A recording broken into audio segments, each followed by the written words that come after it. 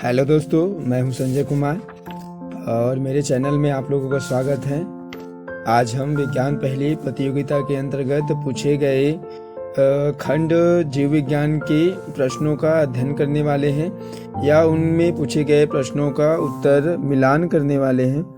तो आप अपने प्रश्न पत्र लेकर अंकित किए गए उत्तरों का मिलान कर लीजिए और हमें कमेंट में बताइए कि आपका कितना मार्क्स आ रहा है। और मेरा तीनों वीडियो तीनों खंड का वीडियो डल चुका है, तो तीनों से आप मिलान करके टोटल मार्क्स के साथ हमें कमेंट्स कीजिए और जुड़े।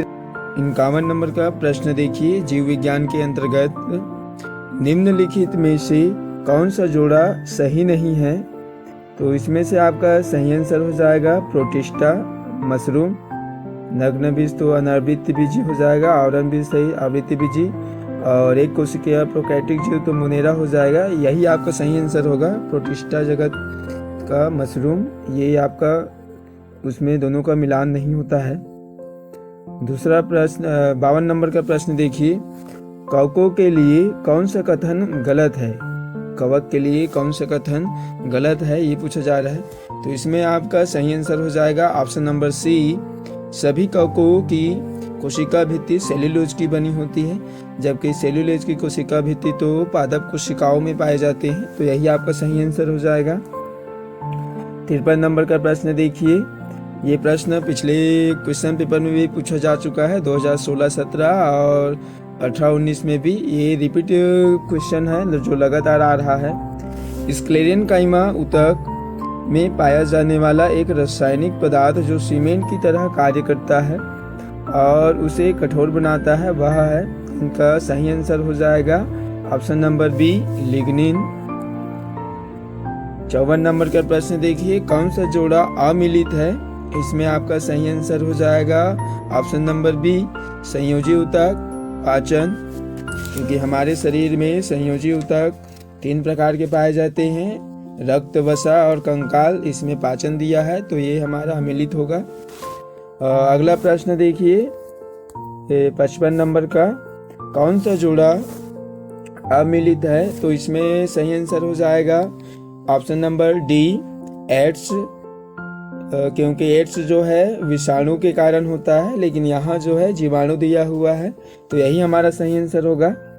उसके बाद है 56 नंबर का प्रश्न देखिए। सबसे कम ऊर्जा उपलब्ध होगी?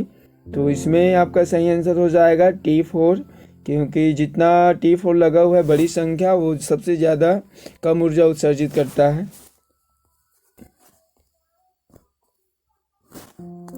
57 नंबर का प्रश्न देखिए। रक्तदाब मापने वाले यंत्र को कहते हैं?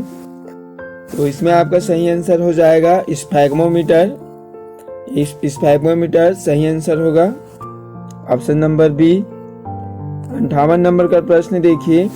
निम्न में से कौन सा हार्मोन आपात परिस्थितियों में शरीर को प्रतिक्रिया के लिए तैयार करता है? तो इसमें आपका सही आंसर हो जाएगा एड्रेनलिन हार्मोन, जो एड्रिनल ग्रंथि से स्रावित होता है। हम इसे लड़ो उड़ो हार्मोन के नाम से भी जानते हैं। चलिए अगला प्रश्न देखिए। 59 नंबर का प्रश्न देखो।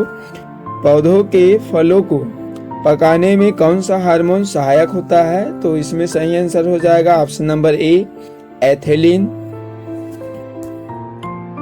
60 नंबर का प्रश्न देखिए। भूरे रंग की आंखों के लिए जीन ई तथा नीले रंग की आंखों के लिए जीन स्मॉल ई है।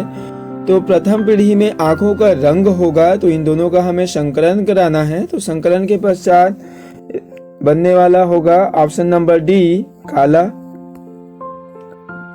61 नंबर का प्रश्न देखिए। मटर के पौधे के बीच में प्रथम पीढ़ी के प्रारूप लक्षण फिनोटाइप का अनुपात यदि 3:1 है तो यह जाना जाता है। तो इसमें आपका सही आंसर हो जाएगा ऑप्शन नंबर सी, द्विसंकर क्रॉस या द्विसंकर संकरण बोलते हैं जिसे, या डिहाइब्रिडेशन भी बोला जाता है। तो ये हो जाएगा। फिर अगला प्रश्न देखिए 62 नंबर का। निम्नलिखित में से कौन सी एक वास्तविक मछली है? तो इसमें आपका सही आंसर हो जाएगा जेलीफिश, जिसे क्वेंथिस के नाम से भी जाना जाता है। अगला प्रश्न देखिए 63 नंबर का 63 में, निम्नलिखित में से किसे कोशिका की ऊर्जा मुद्रा कहते हैं? तो इसमें ऊर्जा मुद्रा के लिए पूछा है, तो इसमें आपका सही आंसर हो जाएगा option number B, ATP, adenosine triphosphate. ये जो है ऊर्जा मुद्रा के नाम से इसे जानते हैं। अगला 64 नंबर का प्रश्न देखिए, पशुपालन निम्नलिखित उद्देश्य से किया जाता है। तो इसमें आपका सही आंसर हो जाएगा ऑप्शन नंबर ए, दुग्ध उत्पादन, कृषि कार्य, मांस उत्पादन, ये सभी। उसके बाद अगला प्रश्न देखिए 65, एक पारिस्थितिक तंत्र में 10% ऊर्जा का स्थानांतरण एक पोषी स्तर से दूसरे पोषी स्तर पर इस रूप में उपलब्ध होता है। तो इसमें सही आंसर हो जाएगा प्रकाशीय ऊर्जा, ऑप्शन नंबर डी। 66 नंबर का प्रश्न देखिए 66, मेंडल ने मटर के विपरीत लक्षण वाले गुणों का अध्ययन किया था, निम्न में से कौन सा उनके अध्ययन में शामिल नहीं था? तो इसमें से आपका सही आंसर हो जाएगा अग्रस्थ और कक्षस्थ पुष्प, ऑप्शन नंबर सी। 67 नंबर का प्रश्न देखिए, यह कोशिका मानव शरीर में सबसे लंबी है। तो इसमें सही आंसर हो जाएगा तंत्रिका कोशिका, ऑप्शन नंबर सी। अगला प्रश्न देखिए 68 नंबर का, ब्रायोफाइलम का कायिक प्रवर्धन किसके द्वारा किया जाता है? प्रोपेगेशन पूछा गया है वर्धी प्रजनन के लिए। तो इसमें सही आंसर हो जाएगा पत्ती, क्योंकि ब्रायोफाइलम या पत्थर चट्टा में प्रजनन की क्रिया पत्ती के द्वारा होता है। अगला प्रश्न देखिए 69 प्रश्न, निम्न में से कौन सा मादा जनन तंत्र का भाग नहीं है? तो इसमें सही आंसर हो जाएगा आपका शुक्रवाहिका। ये शुक्रवाहिका नरजनन अंग है, नरजनन अंग का भाग है। अगला प्रश्न देखिए 70, निम्नलिखित में से कौन सा एक जैव विविधता हॉट स्पॉट है? तो इसमें आपका सही आंसर हो जाएगा ऑप्शन नंबर बी, जंगल। 71 नंबर का प्रश्न देखिए, किस वर्ग के प्राणियों की संख्या सर्वाधिक है? तो इसमें सही आंसर हो जाएगा आपका ऑप्शन नंबर डी, कीट। 72 नंबर का प्रश्न देखिए, अमीबा में पाए जाने वाले उंगली जैसे प्रक्षेप कहलाते हैं। तो इसमें आपका सही आंसर हो जाएगा कशभिका या फ्लैजेला, ये इनका सही आंसर होगा ऑप्शन नंबर ए। अगला प्रश्न देखिए 73 नंबर का प्रश्न देखिए, बायोगैस बनती है। तो इसका सही आंसर हो जाएगा, पानी का सही आंसर हो जाएगा ऑप्शन नंबर डी, पानी की उपस्थिति और हवा की अनुपस्थिति में। अगला प्रश्न देखिए 74 नंबर का, गलत जोड़ी है। तो इसमें आपका सही आंसर हो जाएगा ऑप्शन नंबर डी, ऑफ्थाल्मोस्कोपी, कान के अंदरूनी परीक्षण हेतु। तो ये गलत है।